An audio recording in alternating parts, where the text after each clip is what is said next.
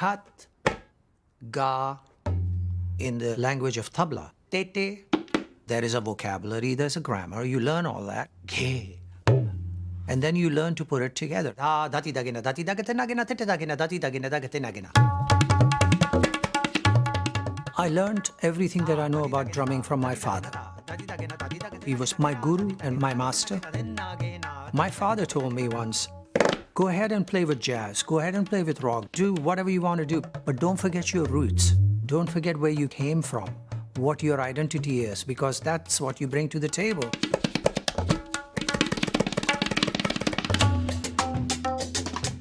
I've always had a really strong connection with music and drums in particular. When I was fairly young, I realized that this is what I wanted to dedicate my life to.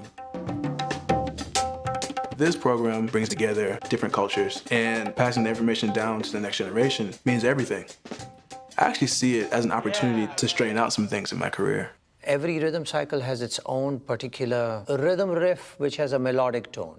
It's about preservation of what was and bringing it into the present and making sure that it's nurtured and passed on to others intact, but at the same time to not just keep it as it is, but to open it up to see what else can be done with it.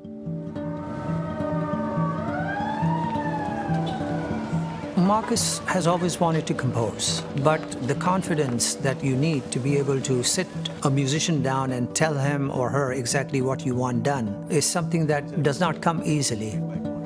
There's this whole composition that I'm writing for the orchestra, and I've never written for a group of this size, of this magnitude, or this instrumentation.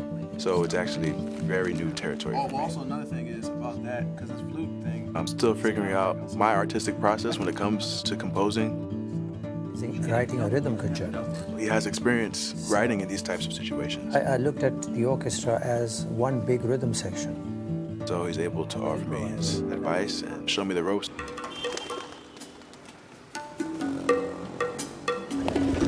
The experience in India was life-changing.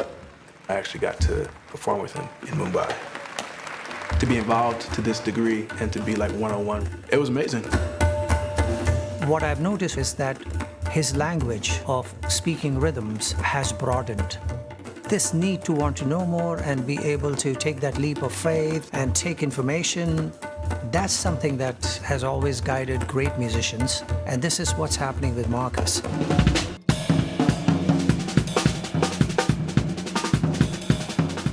I think it's a beautiful initiative to be pairing up these younger individuals within these disciplines with living legends. It makes the world a more beautiful place to live in. It perpetuates the culture. Our goal in this last couple of years was to be able to take a talented, young, possible genius and bring him to a point where the hesitancy has gone. And I think we have arrived at that point.